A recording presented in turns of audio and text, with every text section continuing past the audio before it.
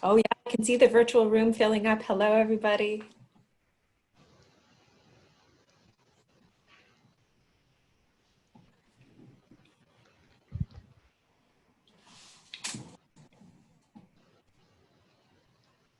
So I might click on, will I?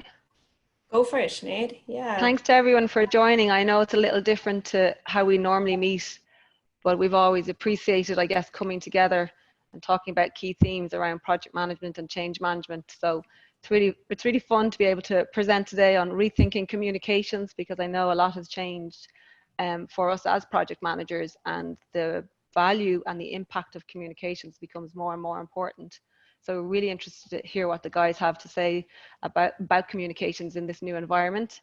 I'd like to thank Shan and Jean and Michael and Mary-Louise and the conference UCC team for pulling this on-air experience together to help facilitate, this meeting, and also at these community of project manager events. It's always really good to network.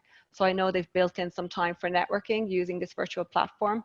So I'm excited to see how that works. So Nicola Stathers on my UCC Project Centre team is going to host it today, and she's a couple of very interesting panelists and kind of share everyone's experience, I guess, on communications, and hopefully we all take something away that we can apply and help us in our day-to-day jobs as project managers. So without any further delay, Nicola, I might hand over to you. Great, thanks, Sinead, and welcome everybody, and welcome Owen especially. Thank you for agreeing to take part in this event today. No worries, look forward to it. I will be facilitating today's event, and we are so excited to have not just Owen, but Michael and Michael Tobin from AVMS, and Judy Russell, a video and project manager from UCC Academy, joining us later on. And we're going to be speaking about communications in UCC, more generally how we're all reimagining communications during this global pandemic. And as a new platform, there's been a learning curve for all of us.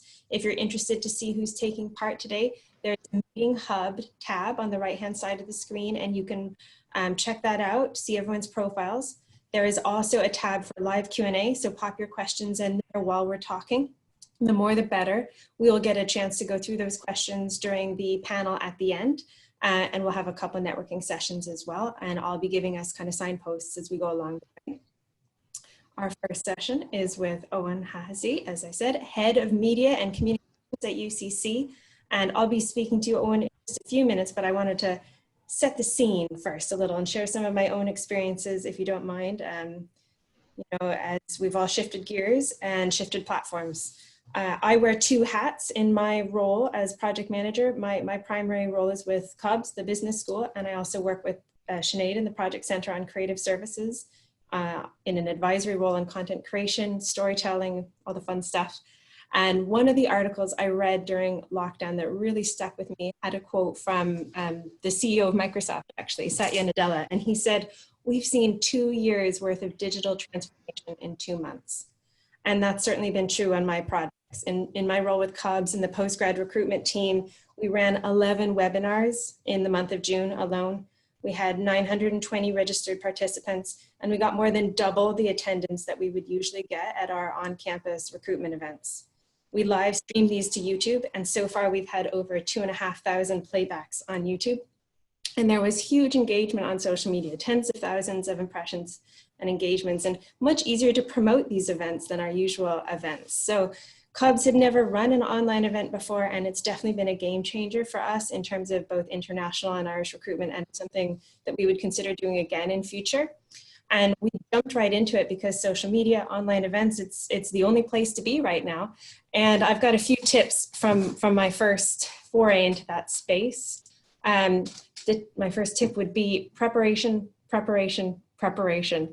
And I can't say that enough. Our most successful webinars used a traditional event run sheet and involved multiple run-throughs, a technical run-through, a run-through with each speaker, a full run-through with everybody if possible. It sounds like overkill, but online events are just that little bit different, and they're new to everybody. So while we're in this learning curve, there's no such thing as too much preparation. Tip number 2 would be that notifications and reminders are an important tool. Since we're now working online all the time, calendar reminders, system notifications, and email follow-up are more important than ever. And many people are just totally immersed in Outlook and Teams 24/7. Building in reminders to your comms plan will help, like, remind people to engage again and join your event in real time. And my third tip would be to, where possible, make it interactive. And what I mean by that is we're on Teams meetings all day, right? We're watching more video and Netflix than ever before. And it's not fun to just watch PowerPoint slides the way you would in person in a hall when there's so much more going on. I think it really makes a difference when you can chat, interact, see people's reactions, and get some back and forth going as well. So that's what we're gonna do today. We're gonna try and have a bit of a conversation and get these networking sessions going. And one of the things that we tried to do that during these Cubs webinars was to have surveys. So we had a survey link ready to go and we would put that out in the chat. And within 10 minutes of doing that, we would get a load of respondents during one webinar with like 200 participants. We had 150 respondents within like a few minutes, you know, and it sparks off some great comments in the chat too. So there's lots of ways to build in engagement, but we have to kind of think outside the box for those things. So that's just a few tips from me to start things off. And I'm excited to hear what our presenters have to share from their own experiences. So I know the Office of Marketing Communications, AVMS, I've been busy bringing us virtual conferrings. We've all been brought up to speed on Teams and SharePoint. WorkVivo has taken off. These are all new platforms, really. And the virtual town halls we've had, they've had over 1,000 staff in attendance. It's amazing. And Owen, like, what's it been like from within the Office of Marketing and Communications? How have you responded to the changes over the past few months? Been great fun. I know, look, it's been mad. And excuse me if I keep on looking over to my right. I'm fully expecting a 2-year-old to come barreling through the door at any second. Like, we're all dealing with kids and stuff at home at the moment. Look, it's been a crazy time. It's when this happened. I think back in January, before the university was closed, there was myself, Keith, and Michael Byrne were keeping an eye on this issue because we had some Chinese students, and obviously we didn't know that was going to go to the extent over here, but we were across the issue early, and I think that helped, to be honest with you. And we were meeting daily on it, and we could see it kind of gradually progressing. And I happened to be in Australia then in February, and it hit them early, and I could see some of the stuff that was going on there. So I think that helped us in the initial stage, and then from the EMT comms, we went into quite a tight group, and we kind of repurposed in a way the OMC team to be on comms, and we had regular daily meetings, short, sharp, about what needs to be communicated. And I kind of said to the guys, we're like a clock. We have to be like a clock in terms of a consistency of messaging and timing of messaging, get it out in a regular time. And I'm a big believer in brief communications. I think we might have strayed a bit away from that recently in the last couple of weeks, but we're all trying to juggle a different landscape of work our staff are and our students are as well. So the more we can just give them the information in brief, clear manner, the better. And I think that worked well from the EMT side of things. So, and we were lucky to have WorkVivo in the back pocket in a way. It was a platform, to be honest, a core team fight for. Michael Tobin was part of that, and Donna as well, to keep it going. And a lot of your colleagues would have worked on it as well in the initial stages in the pilot as well. So we saw the benefit of, obviously, of bringing your comms alive, back to the interactive element of it and the video content, and we need to do more on that. It's, you know, challenging resources, but to bring that the internal comms alive through video is important, and what that can offer you, and to offer case studies of how to open a building and all that kind of thing to assist staff as we work towards a return to campus. So look, it's been a fairly helter-skelter time, but it's quite ironic. Every institution, every university I've worked in or organization don't really value, to be quite honest, communications until they see the value of communications. And a crisis is when you truly see the value of communications. And suddenly everyone goes, we need communications. And you go, well, hold on. You mightn't have paid 6 pence on communications in the last 10 years. So what do you want now? So they fully then realize it. And it's common in Irish. I worked in Ireland for a few years before I went abroad, is that communications I find is divorced from when the decisions are made. And I think your colleagues here will see that you're handed something, say, communicate this, and you're not involved in the decision making. And you have to put communications with the decision before decisions are made to see how it's going to impact an audience. And I think ECC is slowly getting better at that, but I think that's best practice. And when we get to that, I think it will help, you know. Yeah. Given all of these changes, when you look at UCC, do you think staff are engaging more with comms and virtual comms than they were before? Look, I think staff are engaging with good information that helps them do their job and eases their concerns as well, and their concerns about their job number one, but also about safety when they return to campus as well. The manner that comes is, I think, obviously you can have a richer experience through, you know, video and interactive comms, but once you're delivering information that is useful and timely for staff, I think you'll always go right, to be honest with you.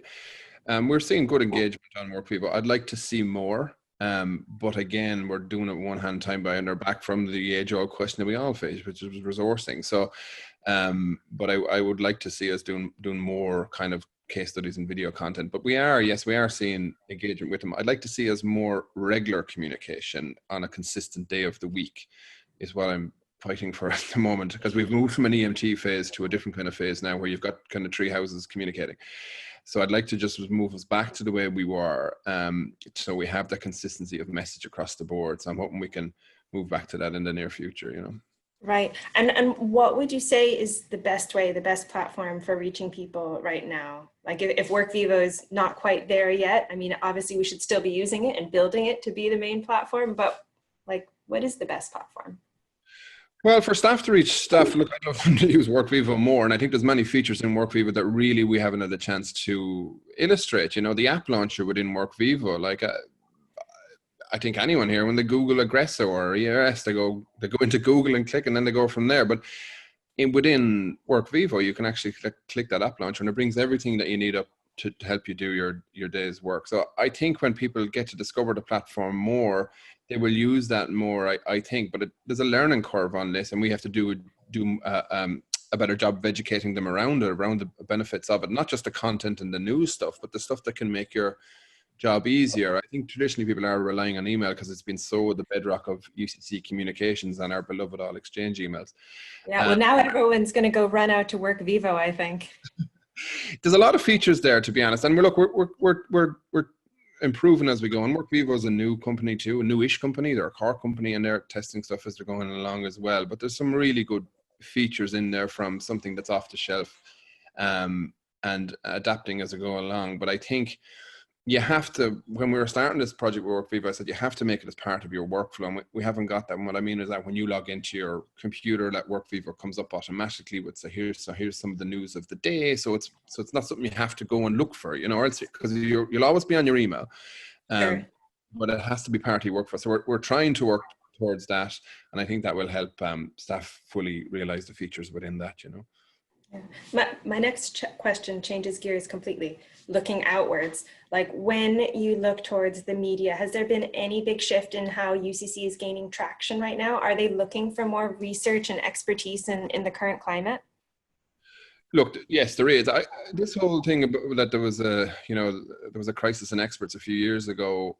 I didn't experience it. I was in Australia for, you know, and Germany for the best part of 10 years. So, I didn't see that in Europe, and I didn't see it in Australia. There was always a hunger for expertise, to be honest. Maybe it was back in Ireland a bit, and I know that comments come from UK politics, you know, we've enough of experts. But I always felt from a university side, if you delivered, just like internal comms, if you delivered good, insightful commentary to media, they'll pick it up and they'll run with it. But you have to be timely and work at the same cycle as, you know, as Nicola with media. You have to be quick and fast and accurate with stuff. So, and nimble, and universities are not that nimble at the best of times. But if you get a good cohort of academics who understand the practice you put in place, you can actually lift the voice of university. I think we've lifted the voice of University of UCC. I don't have the metrics on that, to be honest, but just from what I'm hearing from ex-colleagues in media and from university colleagues as well, I think we're seeing more of UCC in different places, and focusing on different platforms, international platforms. Obviously the conversation is one, but other media as well. So I think we have lifted the voice. We've more work to do. There's other topics I see I'd love us to get us out there on it, but we think we've made an improvement, but we still have a bit of work to do, you know. I've certainly seen that in the business school. You know, we do keep metrics, and the engagement we've gotten during this pandemic period, you know, we are on par or above par with all the other business schools in Ireland, and definitely getting the name of UCC out there. So yeah, and I think we've got good, like, we can't compete with larger media teams, I'll be honest with you. We just can't, but we can be clever, and we can get in early with stuff. And we have a practice we used to do in University of Melbourne was, I had the media team, which is a lot larger than we have now, was basically get in with good timely commentary around news early. Like, you know, if it's a environmental issue, let's get a strong news line. And we've adopted that practice here in UCC, and that's really helped in getting our experts out, you know. Mm. So given the fast pace of change these past 4 months, many of us are probably wondering what's different about communicating in our current environment versus before, you know, and would you have any tips to share based on your experience with crisis comms throughout your career? Yeah, with crisis comms, and this is going to sound a bit, it's not even comms, it's probably an obvious thing, but for me, being for a comms person, I think be the calmest person in the room. You're going to have a lot of people putting pressure on you to communicate stuff, and you're going to have a lot of people saying we need to communicate now. And from my experience, you've got to push back on that, and you've got to really question, why are we communicating and what are we communicating? And that can be challenging because you'll have senior management going, we need this out now. But if you look back when the pandemic hit, we saw the universities make mistakes in communication that led to media stories. We didn't have that experience because we took a kind of a different approach with that. We questioned why, and we questioned what's the tone we wanted to get across on communications. And we very closely involved the student union on our communications. They were very heavily involved, and I had regular conversations with their now ex-president, and they saw we went in step with them, and we had a process where we worked with them quite closely, and anything we put out, so nothing was a surprise. And I think that worked quite well. There was a whole no detriment campaign, but our student union worked with us actually on it. So my advice is keep calm, keep calm, because if you look at, you can rationally see what the issues are. And in my experience, particularly in Melbourne, in one example, that proved beneficial. So when they are screaming at you to put out a press release, question them why, basically. Yeah. That is a fascinating example. Like I knew we had closer relations with the students, but I didn't know why. So that just makes perfect sense that they had been prepared, they had seen what you were planning to communicate. And I think that's probably relevant to project comms too. Most of what we've been speaking about is at a broader level of communications in general, but how do you think this actually relates to communications when you're, you know, driving change within the university or within the context of a project? Like, we all know why projects fail is number one, communications, and number two, communications. So would you have any ideas about communications within a project specifically? I feel communications gets a bad rep. It said, oh, it's failed because of communication, when actually, no, but was the project objectives clear? You know, and was the participants of part of the project clear of what we want to achieve from the outset in the project team before we even go communicate? I think there's got to be a lot of work done on that. I feel it's a bit tiresome sometimes to blame communications for the failure of a project, you know, when the project might have been half baked and not. Fair point. you know, are we actually delivering a project that's going to assist the work or assist the project in, or assist what needs to be done? So I think a comms person can really interrogate that, and why they can interrogate that, because we always have an audience in mind. You know, how is this going to be received by an audience? We think of the audience, I think, a lot more so than not than everyone, but we do have it kind of ingrained in how we work. So I think there's a role for comms professionals not to see themselves as just comms professionals. You know, be very much part of that project and question the project, as opposed to just questioning the comms around it, I find. Yeah. Speaking of audiences, I was in the audience recently, the virtual audience at the launch of the OMC strategy. Congratulations on that. It was really exciting to see everything that's coming down the track, but I was a little surprised to see how front and center your role is with rankings as part of your remit. Like, why is that? You didn't miss my 2-minute cameo, Nicola, on the... No, I didn't miss it, but you were in and out pretty quickly. That's it. Yeah, look, yeah, everyone's been asking why rankings, actually, to be honest. But I'm quite interested in it. I know it's a very sensitive subject with academic colleagues, and they're right. You cannot measure an institution by rankings. But the fact of the matter is, it's part of what we have to compete against. And other universities strongly are focused on rankings. So I think That makes perfect sense. And I'm afraid our time is running out. So I just need to do a little primer. We'll get back to some of these questions, Owen, but next up is our networking session. We're going to get a chance to chat and discuss cons a little. We want to hear what's been working for you. What have you tried? What questions have you got? You're going to return to the timeline and join the networking session. You'll select join the conversation, and the system is going to automatically pair people off into groups. If we have an odd number today, there will be one lucky person who gets to take a breather. So my apologies if that's you. Each networking session is going to run for 3 minutes, and there will be a clock telling you how much time you have left. And there are prompts in the chat box to the right of the discussions. So there's ideas of questions to ask and everything.